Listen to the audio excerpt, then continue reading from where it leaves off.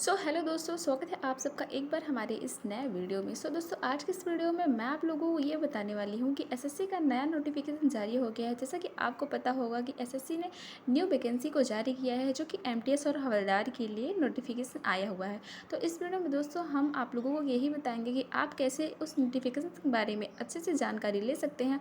आपको इस वीडियो में पता चलेगा कि आखिर एसएससी एमटीएस या हवलदार का फॉर्म कौन कौन भर सकता है, इसकी क्या योग्यताएँ हैं, इसमें कुल कितने पद हैं और इसकी लास्ट डेट क्या है। तो चलिए दोस्तों, वीडियो को स्टार्ट करते हैं। जिसके लिए आपको सबसे पहले अपने क्रोम ब्राउज़र को ओपन करना होगा और इसमें सर्च करना होगा सरकारी रिजल्ट।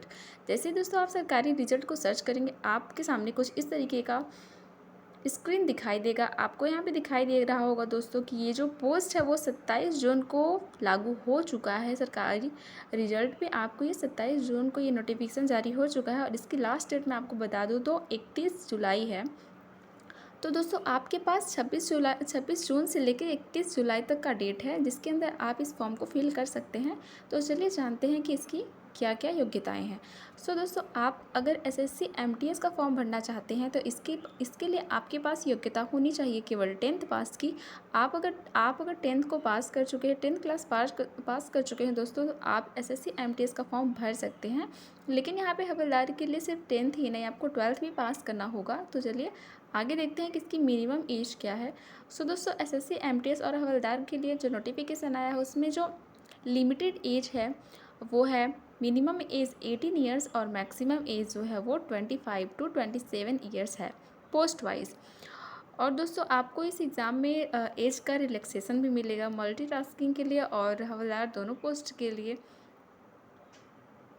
दोस्तों आप यहाँ पे देख सकते हैं कि जो वैकेंसी डिटेल्स है वो जो पूरी पद आई हुई वो 8,326 पद आई हुई है। इतने सारे पोस्ट है और आपको इसमें दिखाई दे रहा होगा कि जो एमटीएस के लिए है वो दोस्तों 4,887 पद है और हवलदार के लिए 3,439 पद आए हुए हैं। एमटीएस के लिए दोस्तों आपको सिर्फ 10th पास होना ज़रूरी है। इंडिया के किसी भी अच्छे स्कूल से आप अगर 10th पास किए हैं तो आप एसएससी एमटीएस का एग्ज़ाम फॉर्म फिल कर सकते हैं। इसके साथ ही दोस्तों अगर आप हवलदार का फॉर्म फिल करना चाहते हैं तो इसके लिए योग्यता है class 10th high school exam pass होना चाहिए। उसके साथ ही दोस्तों यहाँ पे जो मेल के लिए, जो पुरुष के लिए यहाँ पे दिया गया है कि आपको 1600 मीटर दौड़ना होगा 15 मिनट में, वही फीमेल के लिए 1 किलोमीटर दौड़ना होगा 20 मिनट में। और दोस्तों यहाँ पे हाइट की बात करें तो मेल के लिए 157.5 सेंटीमीटर चाहिए और फीमेल के लिए 152 सेंटीमीटर चाहिए। दोस्तों इसके साथ ही अगर आप यहाँ पे चाहते हैं कि एसएससी एमटीएस और हवलदार का आपको सिलेबस कैसे पता चलेगा, तो इसी वीडियो में दोस्तों आप जैसे यहाँ पे नीचे स्क्रॉल करेंगे तो आपको यहाँ पे दिखाई दे रहा होगा बोर्ड लेटर में कि डाउनलोड नोटिफिकेशन। आपको नोटिफिकेशन को डाउनलोड करना है।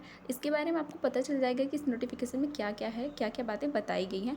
उसके साथ ही दोस्तों अगर आप इसके सिलेबस को जानना चाहते हैं कि इसका सिलेबस क्या है, एग्ज़ाम कब होगा, तो इसके लिए आपको यहाँ पे डाउनलोड सिलेबस के ऑप्शन पे क्लिक करेंगे। जैसे ही दोस्तों आप यहाँ पे क्लिक करेंगे, यहाँ डाउनलोड का ऑप्शन आएगा और इसको डाउनलोड कर लीजिए। डाउनलोड करने के बाद दोस्तों आपको यहाँ पे दिखाई देगा कि आखिर एसएससी एमटीएस और हवलदार के लिए कौन कौन से सिलेबस हैं, आपको कौन कौन सी किताबें पढ़नी होंगी, कौन कौन सा सब्जेक्ट है, ये सारी चीज़ें पता चलेंगी। दोस्तों आपको यहाँ पे सामने दिखाई दे रहा होगा कि एसएससी एमटीएस के लिए यहाँ पे आपको 4 सब्जेक्ट पढ़ना है। पहला तो मैथ, दूसरा रीजनिंग, तीसरा जनरल अवेयरनेस यानी कि जनरल नॉलेज पढ़ना होगा। उसके साथ ही आपको दोस्तों इंग्लिश लैंग्वेज एंड कम्प्रिहेंशन आना चाहिए। तो दोस्तों मैं आपको ये भी बता दूं कि जो न्यूमेरिकल एंड मैथमेटिकल एबिलिटी है यानी कि मैथ के लिए दोस्तों आपको 20 क्वेश्चंस आएंगे। एक क्वेश्चन 3 नंबर का होगा, तो कुल मिला के 20 क्वेश्चन 60 नंबर के होंगे। ऐसे ही दोस्तों आपको रीजनिंग के लिए भी 20 क्वेश्चंस पूछे जाएंगे जो कि 60 नंबर के होंगे। उसके साथ ही दोस्तों आपका जो सेकंड पेपर होगा सेशन 2, उसमें आपको जनरल अवेयरनेस के 25 क्वेश्चन पूछे जाएंगे जो कि 75 मार्क्स के होंगे। वह इसके साथ ही आपको इंग्लिश लैंग्वेज एंड कम्प्रीहेंशन का क्वेश्चन पूछा जाएगा जो कि 25 क्वेश्चन होंगे और उसके मार्क्स 75 मार्क्स के होंगे। और दोस्तों मैं आपको बता दूं कि इन दोनों पेपर को करने के लिए आपको 45-45 मिनट दिया जाएगा। जिसके साथ ही आपको इसमें एक अच्छी बात यह है कि अगर आपको मैथ थोड़ा कम भी आता है तो आप मैथ में और रीजनिंग में सिर्फ ये पासिंग आउट के लिए, इसमें सिर्फ आपको पास करना है दोस्तों, और आपकी जो मेरिट होगी वो इंग्लिश से और जनरल अवेयरनेस से बनेगी। दोस्तों यहाँ पे आप नीचे देख भी सकते हैं कि आपको क्या क्या पढ़ना होगा। तो न्यूमेरिकल एंड मैथमेटिकल एबिलिटीज़ में आपके साथ यहाँ पे इंक्लूड किया गया है। It will include questions of problems relating to integers and whole numbers, LCM and HCF, decimals and fractions, relation between numbers, fundamental arithmetic operations and BODMAS, percentage, ratio, proportion, work and time, direct and indirect proportion, average, simple interest, profit and loss, discount, area and parameter of basic geometric figures, distance and time, lines and angles, interpretation of simple graphs and data, square and square root, etc. ये सारी चीज़ें आपको math, जो कि आप 10th level का जो math होता है, क्योंकि इसमें सिर्फ 10th लेवल के लिए एग्ज़ाम है, तो आपको सिर्फ उतना ही पढ़ना पड़ेगा।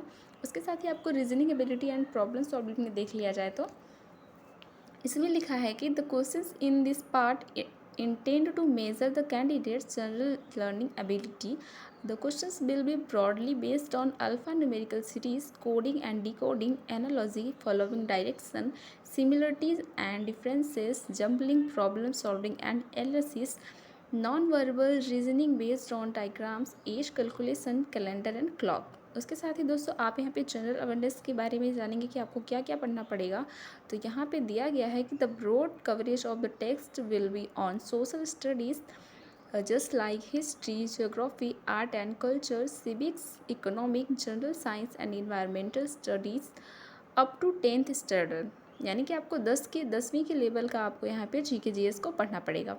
उसके साथ ही दोस्तों आपको इंग्लिश कम्प्रीहेंशन की बात करें तो यहाँ पे candidates understanding of the basic of English language, it's vocabulary, grammar, sentence structure, synonyms, antonyms and its correct uses, etc. And to test comprehensions, a simple paragraph may be given and questions based on the paragraph to be asked. सो दोस्तों I hope आपको ये video पसंद आई होगी। दोस्तों अगर आपको video में कोई भी प्रॉब्लम हो तो आप कमेंट बॉक्स में कमेंट करके पूछ सकते हैं, और अगर आप ये नोटिफिकेशन को डाउनलोड करना चाहते हैं तो मेरे कमेंट बॉक्स में कमेंट करिए, मैं आपको नोटिफिकेशन की लिंक प्रोवाइड करा दूँगी, जिससे कि आपको ये नोटिफिकेशन खोजने की ज़रूरत नहीं पड़ेगी। सो दोस्तों आई होप ये वीडियो आप लोगों को पसंद आई हो तो वीडियो को लाइक करिए, चैनल को सब्सक्राइब करिए और अपने दोस्तों के साथ शेयर करिए।